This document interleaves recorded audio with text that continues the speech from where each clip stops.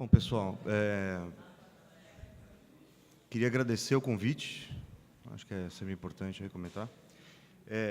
Muito legal estar aqui. Eu conhecia muitas pessoas que estão aqui, conheci o trabalho de outras e muitas eu não conhecia. E esse tipo de situação é muito boa, né, para a gente se conhecer, encontrar pesquisas. E eu estou um pouco impressionado com a quantidade de confluências aí que tem nas pesquisas aqui. Certamente a curadoria tem um papel importantíssimo nisso aí, mas mesmo assim eu estou impressionado, a ponto de eu rever completamente a apresentação que eu ia fazer. Tem material para caramba, mas uma parte desse material eu vou passar em alta velocidade, é mais para ilustrar. E eu estou aqui, eu vou apresentar hoje para vocês um conceito que eu desenvolvi durante meu doutorado. O doutorado ele é muito multifacetado, de muitas pontas diferentes, mas uma delas que causou problema na banca de qualificação, depois voltou na banca final, e algumas pessoas recomendaram que eu publicasse um livro, ou pelo menos um artigo sobre esse assunto específico, e acabei deixando para depois, porque não era central isso para a minha pesquisa especificamente, mas aqui, para esse grupo, esse convite, acho que essa é a questão que eu podia contribuir melhor, que é essa coisa que eu chamo de fratura romântico-positivista. Daqui a pouco eu vou explicar isso, mas rapidamente, o que é a minha produção, né? O que eu sou? Eu sou arquiteto de formação, já trabalhei com arquitetura, já fiz projeto de escola, hospital, casa, loteamento, que é praticamente um pacto com o demônio, né? Mas já fiz de tudo. Fui ilustrador no começo da minha carreira, então já passei por muitas áreas diferentes, né? Eu tenho uma produção de arte em si, muito pouco exposta, já expus pouco, mas enfim, estou sempre produzindo e, ao meu entender, e acho que aí está a ressonância com o grupo aqui, ao meu entender, a produção é o rebatimento para a teoria. Sem uma coisa não dá para fazer a outra, né? E acho muito difícil quem teoriza, mas qual é a sua produção? Não estou querendo aqui pisar no calo de ninguém, mas eu acho que é importante produção de alguma maneira, né? Então, no meu caso, uma coisa compulsiva, estou o tempo inteiro desenhando e produzindo, então não é um caso. Então, caderninhos aí para dar uma ideia do tipo de desenho que eu faço, enfim, outras obras que eu fiz em outras épocas. Em geral, o meu tipo de produção tem algum tipo de procedimento por trás. Dificilmente é só uma coisa que eu faço. As coisas que eu simplesmente faço, eu não tenho por que desenvolver, me parece, né? E a área que eu sou mais conhecido nessa uma etapa anterior da minha vida era a produção de estruturas, que na arquitetura e na engenharia chama de estruturas portantes. Uma coisa estranhíssima, que eu já dei aula de estruturas para engenheiros. E descobri que eles não sabiam coisas básicas, que para qualquer arquiteto é banal. É impressionante. Mas, enfim. Então, muita coisa produzida nessa área, projetos antigos, mais novos, estruturas mais complexas, mais simples. A ideia de que um edifício pode ser outra coisa do que um espaço de habitação, enfim. Experimentações, edifícios que voam, por que não, né? Nada disso é impossível, só talvez inusitado, talvez caro, mas, enfim, é possível. Desenvolvi um sistema de construções leves, de arquitetura móvel, e aí eu comecei a me debater com uma questão, que é esse aqui, esse sistema, uma questão que era o seguinte, de fato, quando você projeta arquitetura ou estruturas móveis, o que é o edifício? Quem que projeta o edifício? E gradualmente me questionando sobre essa questão, porque não é o arquiteto, né? Você criou o sistema, outra pessoa vai pegar aquele sistema e vai construir o que ele achar melhor. Imagine construções baseadas em andaime, ou então toda essa arquitetura móvel para eventos culturais, né? Eu vou retomar essa questão daqui a pouco, né? Acabei envolvido com um design de veículos em algum momento ali. Desenvolvi algumas estruturas que tiveram uma certa exposição. Por falar em gambiarra, cadê o Fred? Tá ali, né? Falar em gambiarra, quer dizer, eu falei para ele que o estado bruto do processo de inovação ou criação é a gambiarra, me parece. Isso é importante, essa pesquisa dele. Isso aqui é o início do projeto, isso aqui é o projeto realizado, né? Quer dizer, então, para eu poder tracionar as extremidades de tetraedro, eu fui lá entortando o arame para ver o que dava. Depois, na peça final, tem toda uma peça específica para realizar isso, né? Enfim, toda a minha pesquisa com estruturas tem a ver com a escala humana, com a escala do alcance, né? Está lá o meu sobrinho brincando com uma das minhas estruturas lá, e está lá a equipe de montagem brincando com as outras estruturas em outra escala, né? Já expus em alguns lugares aí as estruturas. Uma delas eu resolvi tacar fogo, e eu queimei lá com uma processo de superação mesmo. Tinha toda uma importância para mim, pessoal, essa estrutura. E então eu tive que queimar ela. Foi um passo lógico, né? Enfim. E aí o envolvimento com veículos, na verdade, se deu por causa das estruturas. Eu tinha um grande amigo meu, que é um que também é arquiteto, é o meu maior parceiro de projetos, na verdade, que é o Marcos Del Mastro. E a gente desenvolveu esse projeto, esse veículo, e começamos a questionar a cidade a partir desse veículo, que tipo de cidade é essa que a gente habita e o papel importante que o sistema veicular tem nisso, né? Eu tenho uma pesquisa também sobre arquitetura móvel em N caminhos, N situações. E uma coisa interessante sobre a arquitetura móvel é perceber que, aparentemente, ela é o estado natural de habitação da humanidade. Isso aqui, que a gente está aqui à volta, na verdade, é um regime de exceção que dura uns 4, 5 mil anos. Não sei quanto mais vai durar. A minha opinião é que não muito mais. A gente está vendo uma retomada dessa ideia de mobilidade cada vez maior. A gente pode até chamar isso de nomadismo. Essa é uma outra discussão, não vou fazer agora. Me parece que ainda não é nomadismo, mas acho que é uma discussão interessante. Enfim, N festivais. Mas um outro aspecto, festivais relacionados. Todo mundo conhece o Burning Man, né? Então, isso me leva a uma outra dimensão, que é aquela mesma dimensão do edifício que não se faz pelo arquiteto, mas por quem vai se apropriar do sistema que o arquiteto criou, que é um meta-espaço, digamos assim. Ou seja, qual é o regime de forças, né, que talvez a melhor maneira de ler esse regime de forças seja por um diagrama. Qual é o regime de forças que compõe a cidade? Então, tem uma pesquisa interessante aqui do Eric Fischer, que é um designer e artista alemão, que mapeou o uso de Twitter e Flickr na Europa. Então, aqui não tem nenhuma linha divisória de países, não tem nenhuma demarcação de cidades. Isso emergiu de uma imagem mapeada por GPS de cada ponto que era um disparo de Twitter ou de Flickr. E aí aparece, eles reconhecem perfeitamente. Só para dar uma dica, azul é Twitter e laranja é Flickr. Todo mundo conhece Flickr e Twitter, imagino, né? Flickr, que é sistema de fotos online, Twitter, né? Tudo bem. Enfim, isso aqui dá para reconhecer? Então, isso aqui é São Paulo. Dá para ler São Paulo aqui, tá? Não vou nem entrar agora que não tem tempo, mas dá para ler São Paulo nessa imagem aqui. O que me leva à minha pesquisa atual, que é entender o contexto urbano a partir desses sistemas emergentes, a partir de comunicação em rede. Então, pensar uma cidade que não é projetada de cima para baixo, mas que emerge de baixo para cima, digamos assim, tá? Isso já é estudado em urbanismo há um bom tempo, mas não com esse foco. É o foco chamado sistemas distribuídos.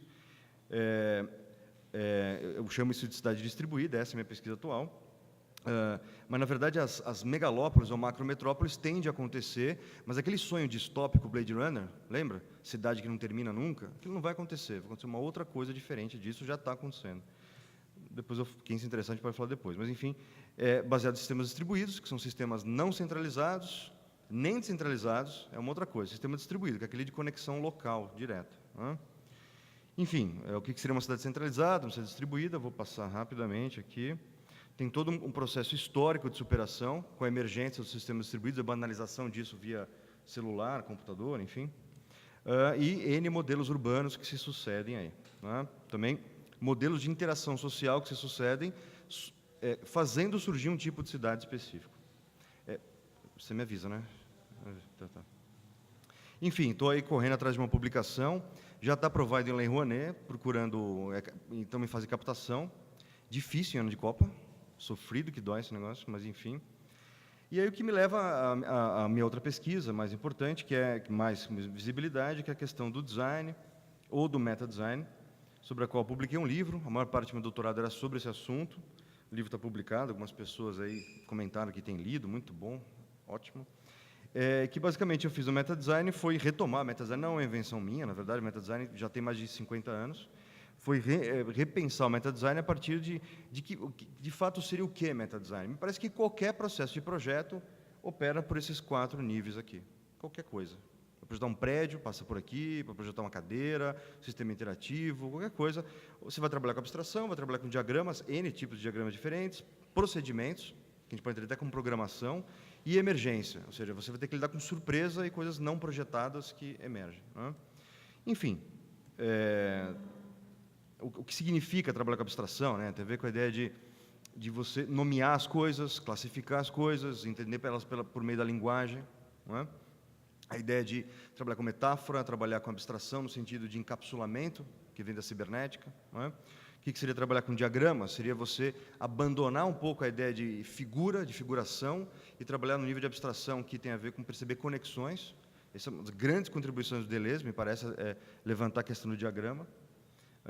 Não vou entrar nisso, que só isso dá dias de papo, né? Mas, enfim, O que seria procedimentos? É trabalhar não a partir da realização direta e efetiva da coisa, mas imaginar o processo que gera a coisa. Ou seja, parece correr atrás do próprio rabo, mas não é. Na verdade, para você fazer uma cidade, por exemplo, não tem outro jeito a não ser esse.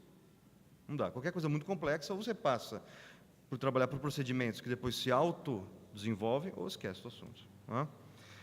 Emergência, que é basicamente que até pouco tempo a gente acha que emergência é uma exceção, os sistemas emergentes, os sistemas que se autocriam e que têm qualidades que não são projetadas, não são criadas, mas na verdade esse é o regime de regra. A exceção é o sistema que não é emergente. Mas enfim. Isso me fez repensar um pouquinho como é que se implanta uma inovação na sociedade, invertendo a sequência. Né? Eu vou discordando do Fred, mas na verdade discordando em 99% do currículo que ensina design e arquitetura. Não acho que inovação comece por atender necessidades ou resolver problemas. Não se resolve problema nenhum. Na verdade, só cria problemas novos. Né? Toda vez que você propõe um novo produto, uma inovação, você está criando novos problemas. Isso não quer dizer algo ruim, tá? Só que você não está resolvendo nada. Só isso.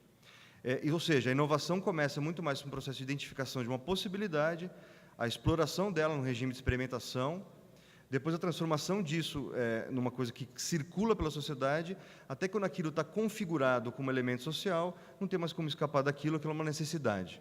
Ou seja, celular era uma doideira na década de 50, na década de 80 era uma situação de experimentação e ostentação, na década de 90 se transformou numa coisa que se disseminou gradualmente, hoje em dia é um dado da vida. Se você sair sem celular de casa, é motivo para pânico, não é? Não vou nem questionar, tem gente que não, né? Que resiste bravamente. Mas isso me leva à questão de pesquisas e processo da arte. E aí, eu acho que tem uma coisa de você estar disponível para questionar por meio da criatividade, e não questionar por meio de uma análise. Acho que essa é uma questão também levantada mais cedo pela Julie, que gerou até um atrito ali, uma coisa com o Fabrício, mas acho que é uma questão que algo está embutido nesse pensamento. Ou seja, você teorizar a partir de uma análise desvinculada de uma prática é uma coisa. Você teorizar a partir de uma coisa que brota de um esforço criativo é uma outra coisa. Não é? Acho que tem até conceitos que circulam pelas ciências, até vou falar daqui a pouco para a gente tentar abolir a distinção entre ciência e arte, e não tentar casar os dois. É abolir a distinção, que é uma outra coisa. Não é construir pontes, é perceber que, de fato, há um trânsito que, se permitido, se transforma no mesmo campo. Né? E aí tem um aspecto na física moderna, que foi usado ad nauseam, né, que é o Gedanken Experiment, que era uma abordagem, toda a física alemã utilizou isso, que não era realizar experimento nenhum, mas era imaginar como é que o experimento aconteceria. Só isso já rendia brutal. A teoria da relatividade saiu disso. Experimentação veio depois, o que, em termos científicos, é uma coisa um pouco estranha. Experimentação veio antes, não é isso? Enfim, no caso da arquitetura, é uma área que dialoga muito com isso, porque para o arquiteto construir é muito difícil. É raro o arquiteto realizar a obra que ele imagina. Então, o Boulez, que é um famosíssimo, né, que criou esse túmulo vazio para o Newton, que é um dos projetos clássicos de arquitetura, por isso que não foi construído. O Cedric Price, que inventou o conceito de centro cultural no Fan Palace, não foi construído, mas foi a referência inicial para se começar o concurso que gerou o Pompidou. Ou seja, não é que isso também o cara fica delirando lá e dane-se, depois você amassa e joga no lixo, não é? Não, não é isso. Aquilo acaba questionando a maneira como se pensa as próprias categorias do que a gente chama de real. Não, nunca ouvi falar de centro cultural. Não, isso não existe, isso é bobagem. Não existe, foi feito. Não existia, claro. Ou seja, me parece que aí a ideia de projeto, que eu trabalho muito com a ideia de projeto como pergunta, não como solução, não como resposta, projeto como pergunta tem a ver com uma mobilização ontológica. O que quer dizer isso? Você mobiliza os conceitos que sustentam a sua ideia de real. Seja, o que é real? As pessoas voam? Não, no século XIX ninguém voava, hoje em dia voa-se. É irreal sonhar com voo, não faz sentido. Hoje em dia é banal o voo. Enfim, e me parece que é exatamente a mesma coisa que a arte faz. Tem toda aquela discussão de meta-arte, arte conceitual na década de 70, boa parte da contribuição, me parece, pela minha leitura desse material, é que era chegar à conclusão do que o que é a arte de fato. A arte é a mobilização ontológica, ou seja, você mobiliza as categorias com que se pensa. E aí você cria uma nova noção de realidade. Só que, para retomar essa questão... Cláudia, quanto tempo eu tenho? Só para eu medir aqui. Ainda 15 minutos? Pá, então isso aqui... Puta, eu ligo a metralhadora, nem sei a velocidade que eu estou falando aqui, mas enfim. Mas a gente chega numa coisa que é essa contribuição aí, que é questionar esse mapeamento das áreas de conhecimento, como é que isso é legislado, porque, de fato, há uma legislação sobre isso, o que acaba impedindo uma série de trânsitos e favorecendo outros. E é um problema histórico que a gente vai ter que enfrentar em algum momento, me parece, para quem trabalha com pesquisa em artes, pesquisa em design, pesquisa em arquitetura, vai ter que trombar com essa questão um momento ou outro, até para ganhar validação frente a órgãos de escala federal. Porque isso é um problema que a gente enfrenta em pesquisa acadêmica hoje em dia, porque não se valida isso, de fato, pelo que é. Valida-se pela consequência que talvez tivesse. Ou seja, não se valida a pesquisa em si, mas tenta-se validar o caminho a que aquilo conduziria. Não tem nada contra com isso, eu só acho que é uma etapa muito inicial. Então, quer dizer, esse diagrama aí, tentando simplificar, é mais ou menos praticamente 2.000 anos de história das concepções do que vem a ser arte, não é? Na verdade, é uma grande caricatura isso, né? Mas acho que é interessante para, justamente, a gente, a partir da simplificação extrema, talvez até forçada, a gente instaurar uma discussão possível aí. Então, quer dizer, na Grécia Clássica, a gente tinha esses dois campos que dialogavam, que era a tecne e a episteme, ou logos, né? Em que, segundo a filosofia aristotélica, a tecne lidava com o campo do possível e o logos lidava com o campo do necessário. Ou seja, possível em que sentido? Possível no sentido que pode ser de um jeito, mas pode ser de outro. Há uma mobilidade ali nos conceitos que envolvem o universo da tecne, da criação, né? da poiesis. Enquanto, no campo do pensamento, e lembrando que o pensamento grego era exclusivamente dedutivo, né? Era um pensamento que era feito aqui dentro, né? Ou seja, qual é a criação de novos conceitos na Grécia Clássica? Posição, né? Aquela posição assim. Por quê? Não tem que olhar nada para o mundo é ilusão. Perda de tempo olhar para o mundo. O mundo é o campo justamente da arte ou da ilusão, da perda de tempo, da mimese, da enganação. Não é? Isso é a visão clássica. Não é? E não é à toa, então, que boa parte das disciplinas que a gente hoje em dia considera ou ciências ou áreas da praxis eram áreas consideradas como da arte, eram tecnês. Não é? E pouquíssima coisa era logos. Pouquíssima coisa era o pensamento necessário, que tem que ser de um jeito. 2 mais 2 é igual a 4, não tem opção. Não é mais ou menos 4. 2 e 2 é 4, acabou. Isso é uma conclusão necessária. Se eu jogar um objeto no ar, ele vai desenvolver uma trajetória chamada parábola, se estiver dentro de um campo gravitacional. Não tem mais ou menos, a não ser que você leve em consideração atrito com o ar, o que vai criar um novo campo de necessidades também, que é a análise científica da trajetória do objeto numa atmosfera, por exemplo. Enfim.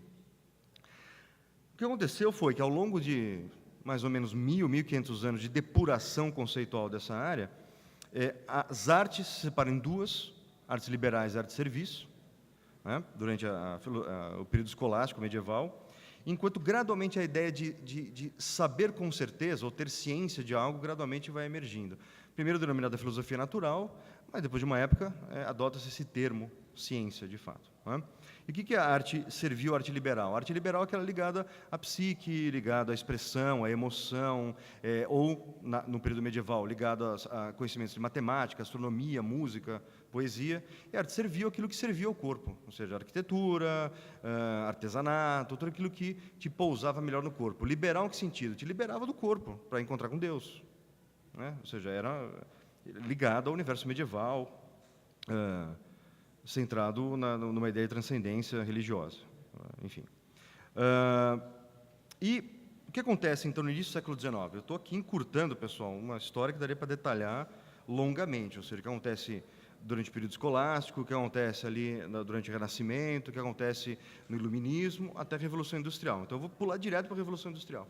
Não é? O que acontece naquele momento é que surgem dois rumos filosóficos, que é o romantismo e o positivismo, e cada um deles tem uma visão muito específica do que deva ser produzir coisas.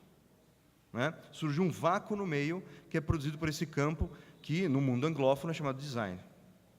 Projetar coisas. Tá? Não é nem uma coisa nem outra, mas bebe dos dois lados. Tá? Por que a gente volta nisso aí? Tá. Enfim, acho que eu já falei sobre isso aí, né? Fiquei no diagrama, mas enfim. O que o positivismo faz? Acho que estão todos familiarizados com o positivismo, né? Movimento filosófico, considerado na academia filosófica um movimento de baixo nível, um movimento não muito consistente em termos filosóficos, no entanto, isso não impediu do grande impacto que ele teve no mundo ocidental. Não é? Para vocês terem uma ideia, o nosso lema, Ordem e Progresso, que está na bandeira nacional, é um lema positivista. Tá? E o que o positivismo propõe naquele momento?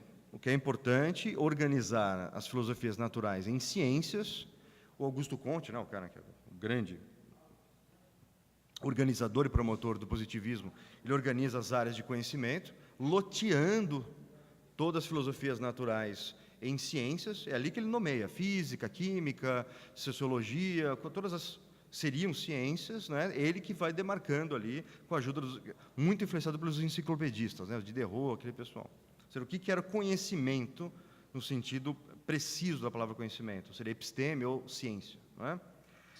O que é interessante é que algo acontece ali naquele momento, que é a fundamentação da indústria. Ou seja, o positivismo é uma resposta direta ao vácuo epistemológico da indústria.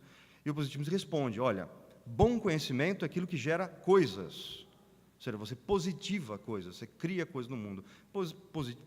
Positivar ou positiva é memoriza de poieses, né? Epistemologicamente, que é criar coisas. Né? Mas que coisa? Não é qualquer coisa, é aquilo que é útil e agradável, confortável, que sustenta a vida. Não é? Ou seja, naquele momento surge esse ponto de vista e o positivismo rouba uma série de conteúdos que eram das artes. Por exemplo, engenharia. Engenharia era uma área de construção, vocês imaginam que a engenharia civil, né? Tudo isso era chamado de arte até o final do século XVIII. A partir daquele momento passa a ser chamada engenharia, que não é uma ciência. Vocês sabem, engenharia não é ciência. Engenharia é uma praxis, né? Um jeito de fazer as coisas, né?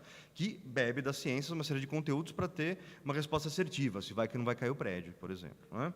Mas, basicamente, não é uma ciência. Mas é uma tecnociência. Né? Eu utilizo elementos da técnica, tecne, não é a mesma coisa? É a mesma origem. Só que, nesse momento, técnica passa a falar a respeito da criação, da positivação de coisas que são meramente úteis. Não tem nenhuma carga estética, nenhuma carga poética. O que eu já vou dizer para vocês é impossível. Qualquer pessoa que já foi para Itaipu sabe. Itaipu tem uma presença estética absurda. Né? Já redundou em N obras artísticas inspiradas por Itaipu, inclusive uma peça do Philip Glass. Quer dizer, não é pouca coisa, no sentido estético. Não é? Mas, certamente, também se engendrou o desastre ecológico que a gente vive hoje. Foi justamente o positivismo que fez isso, dando força para a estruturação de uma indústria em longo prazo. Ok? O que o romantismo fez? Foi claramente, me parece, uma reação. Né? Toda a literatura que eu pude perceber, nenhuma dela traça diretamente uma relação entre romantismo e positivismo, mas no mesmo momento histórico, início do século XIX. Uma reação, ou seja, peraí. Não dá para se dar conta do mundo só com a utilidade. Existe uma dimensão da existência que não cabe aí naquilo que é útil. Tem uma dimensão da existência que tem a ver com sentir, sofrer, influenciar, afetar e por aí vai. Como é que a gente vai lidar com isso? E aí, de fato, surge a ideia de arte que a gente tem hoje em dia, que é esse objeto de fruição pura. Mas, como objeto de utilidade já estava definido pelo positivismo, o objeto de arte não pode mais ter utilidade.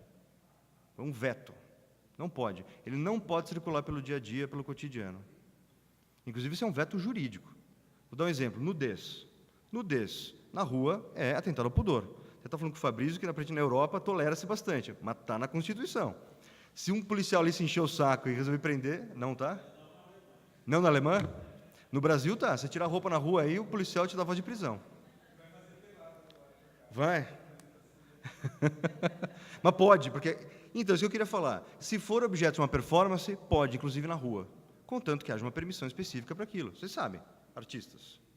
Se tiver uma permissão específica para aquilo, pode tirar roupa, pode matar animal, pode fazer coisas proibidas por lei, inclusive. Matar animal. Mas não matar pessoas, tem um certo limite ali, digamos. Então, o que se opera? Se inventa essa ideia de arte, que é o que se opera até hoje em dia, que é esse objeto de fruição pura, fruição estética. Ele não participa da vida, tanto que é um pouco idiota você falar usuário de uma pintura. Né? Deixa eu usar esse quadro Van Gogh que eu comprei. Como é que você usa ele? Não faz sentido falar isso. Não tem porquê. Se para os artistas parece estranha essa categoria, usar a obra de arte, perguntem para designers e arquitetos, é muito comum utilizar o termo usuário para falar a respeito de um parque, por exemplo. Parque seria um objeto de fruição, ou não? O que ele é? O que é uma casa? A casa é obra de arte ou é um objeto de fruição? Uma peça de mobiliário?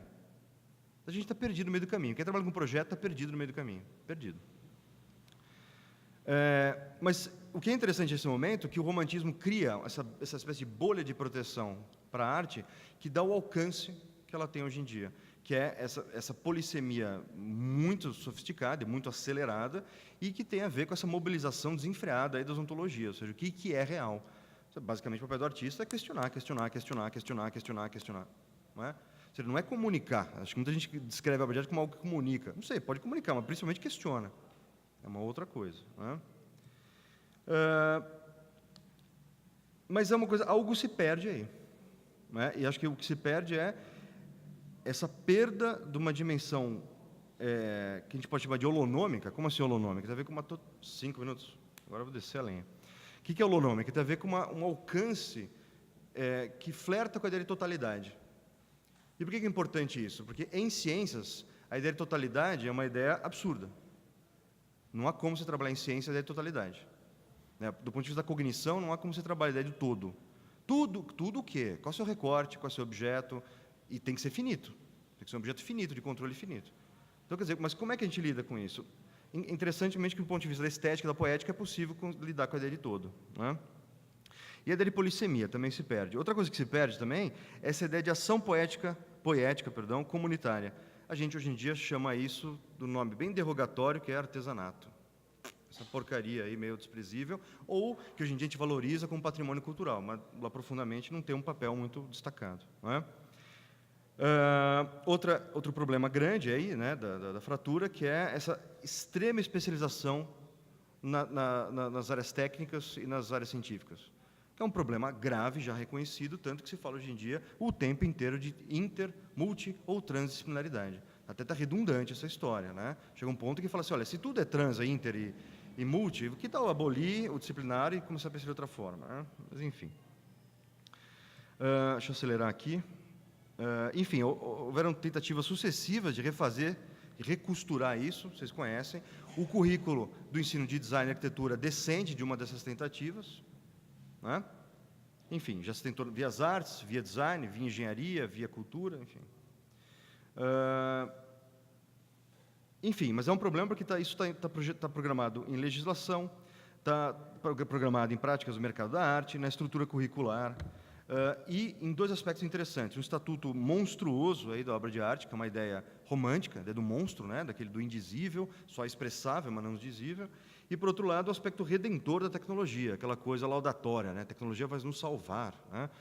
Nenhuma coisa nem outra é tão verdade assim sempre. Né? Ou, se é verdade, me parece que a dimensão que prevalece aqui é a dimensão monstruosa, não redentora. Né? Mas, enfim. E aí, tentando concluir, tem mais material aqui, mas acho que eu não vou apresentar porque tem muita coisa. Mas eu acho que tem aí um linhame que a gente pode puxar, que é da contribuição do Deleuze e do Guattari, lá no Mil Platôs, que eles definem dois tipos de ciência, uma régia e uma nômade. A ciência nômade seria onde, de fato, se produzem os conteúdos científicos, e a ciência régia é aquela que vem legisla sobre e controla. Ela, de fato, é oca, ela é um mecanismo de captura, que chupa para dentro da sociedade aquilo que pode ser processado principalmente como mercadoria. Não é? Acho que a mesma coisa acontece com a arte. Né? Ou seja, o papel do artista é mobilizar a ontologia. Legal, assim que ele mobilizou e apresentou algo, aquilo, em geral, é absorvido num contexto chamado festival. O que é o festival, a exposição? O que é isso? É o momento onde o fora se revela, se apresenta, e o dentro observa aquilo e vê como é que eu consigo recodificar isso de maneira que eu purifique esse conteúdo e possa circular na sociedade. Ou vai virar uma obra de arte, que só pode circular em espaços especializados ou em contextos especializados, ou então vai ver um objeto que vai ser apropriado pela indústria de consumo, pela indústria cultural, pelo design, pela arquitetura, mas uma coisa que possa circular em segurança, digamos assim, pela sociedade. Porque essa mobilização ontológica não é bem vista, até porque ela afronta a legislação, ela afronta práticas e por aí vai. Então, tem alguns exemplos interessantes de quem me parece que faz isso, que trabalha nessa abolição de distinção. Um deles é o Krzysztof Wojtko, vocês conhecem, imagino, né? O artista polonês. Tem N instalações em que são objetos, de fato, de design, em que envolve todas as categorias que se poderia chamar de design, só que ele está propondo uma obra que, se for classificada no seu papel social, é uma obra de arte. Né? Acho que é a mesma coisa a Lucy Horta, aquela artista inglesa, que trabalhou com questionamento também da construção do ambiente. O Joop van Lieshout, acho que é uma coisa bem parecida, né? O holandês, trabalha com isso. E um último aqui, que é o Hundertwasser, que eu acho que ele começa a flertar com a própria ideia de holonomia ou ecologia, né? Ou seja, de fato, que é o ambiente que a gente vive, como é que ele está constituído. Ou seja, ele flerta com filosofia, ele flerta com gestão ambiental, do que ele está fazendo? Ele está construindo uma outra ideia de realidade, né? Você conhece as 5 peles do Hundertwasser, né? Só para concluir aqui, eu estou, em paralelo à pesquisa da cidade distribuída, para poder entender ela, eu estou pesquisando design de ecossistema. Acabou? Só para eu envelopar aqui. Eu estou envolvido com design de ecossistemas. E, para minha surpresa, de novo, assim como meta-design para mim foi uma surpresa, no sentido que eu vou falar agora, ecossistemas também está sendo a mesma coisa. Uma demanda enorme do mercado para esse assunto. Queremos saber de ecossistema, como é que projeta ecossistema, como é que é isso? Porque o termo ecossistema está sendo utilizado dentro do mercado para descrever situações em que não se controla o resultado de um projeto. E outro aspecto disso, porque ele tem vida própria, né? Então, o iTunes é chamado de ecossistema. Sabe o iTunes, a lojinha da Apple? É um ecossistema que permite uma série de coisas. Não vou entrar no que, como assim ecossistema, porque é uma afirmação forçada essa, mas, de fato, se utiliza esse termo. Tá? E aí tem alguns aspectos do ecossistema, mas eu vou pular para um aspecto específico, que eu acho que é o mais útil aqui nesse momento, que de fato, qual é a nossa relação em termos ativos, ou seja, a gente vai construir algo, né? E esse é um conceito que está comigo há muito tempo, eu desenvolvi isso um pouco depois da minha graduação, a partir de uma série de pesquisas, aquilo ficou adormecido e voltou agora com bastante presença aí. Primeiro, é uma dimensão esquizoide da intencionalidade. Como assim? Esquizofrênico e esquizoide. Toda vez que a gente declara algo, eu falo, isso é uma cadeira. Existe uma dimensão esquizoide ou esquizofrênica nisso, porque, de fato, a cadeira faz parte do sistema muito maior. E quando eu distingo do resto, eu estou isolando ela, isso é o que se chama esquizoidia, é um esquismo. Eu estou separando. Assim como eu separado de vocês, ou então o que quer que seja, né? Mais cedo a Júlia falou de tudo conectado com tudo. Mas, de fato, se a gente não filtra a realidade, não entendeu diferente de vocês, eu não vou saber nem como colocar comida na boca. Eu vou morrer. Ou seja, de fato, existe, na percepção sua, isolada, uma visão esquizoide, esquizofrênica, necessária. É por isso que Deleuze e Guattari falam de esquizoanálise, não psicoanálise. É uma outra leitura. Também não vou entrar no detalhamento disso agora, mas, enfim. Enquanto, do ponto de vista estético e poético, existe uma dimensão holonômica, ou seja, lida com o todo. De fato, o artista, quando faz algo e algo passa a existir no mundo, existe um flerte com a totalidade. E se o cara... Isso, de fato, existe. Quando eu sou capaz de projetar, implementar, realizar e manter um ecossistema que tem vida própria, quer dizer que eu estou dialogando com o todo em algum nível aí. E se existem plataformas, inclusive de e-commerce, que funcionam como ecossistema autorregenerativo, significa que eu estou lidando com a totalidade em algum nível. Ou seja, mas parece que esse caminho não é analítico, ele é poético. Aí está o pulo do gato para fazer essa ponte com as artes, pesquisa em artes. O artista tem que nos instruir como é que isso acontece. Um pouco do que a Diana falou ontem. A Diana Domingues falou a respeito do que o artista está com esse farol lá na frente. Tá? Porque ele consegue ter essa ponte. Então, dois caminhos para esse diálogo, né, entre essa imanência holonômica, que acho que me parece que é uma característica tanto do ecossistemas quanto da obra de arte, e essa intencionalidade fragmentária ou esquizoide, esquizofrênica, que é quando você, de fato, age, você analisa, você nomeia, você pesquisa, você cientificiza. Como é que você propõe esse diálogo aí? Acho que tem dois caminhos. Um, o diálogo sensível, eu gosto de chamar de agente passivo, que ele trabalha na situação situacionista, né, Guy Debord, aquele pessoal. Ele trabalha no rizoma, ele trabalha na corporidade, como uma ferramenta, ou seja, ele está imerso e ele age a partir do corpo dele. Ele trabalha em sistemas distribuídos, não centralizados. Ele tem uma procura pela holonomia, pelo holonômico, pela totalidade. Ele é dinâmico. Ele sabe que ele não é, ele está sendo. Nota a diferença, né? Trabalhar no registro do devir e não do ser. Ou seja, é mutante o processo, mutante. Né? E qual seria o outro caminho? Que é o caminho muito mais comum hoje em dia, o diálogo insensível, espectador ativo. É aquele cara que quer ir para Fernando de Noronha e ver a baleia. Se não tiver baleia, joga uma granada de mão lá no fundo para espantar a baleia para a praia, para poder ver a baleia. O mundo contra espetáculo. E eu estou agindo o tempo inteiro para manter esse espetáculo em funcionamento, do tipo parque temático da Disney. Aquilo tem que ser bonito do jeito que eu gosto. Ou seja, é um diálogo insensível, né? Procurando pelo espetáculo. A lógica, no sentido lá das categorias deleuzianas de organização, seria a árvore. A lógica é instrumental, no sentido dado pela Escola de Frankfurt, né? Lógica instrumental, uma lógica controladora, estrangulante, né?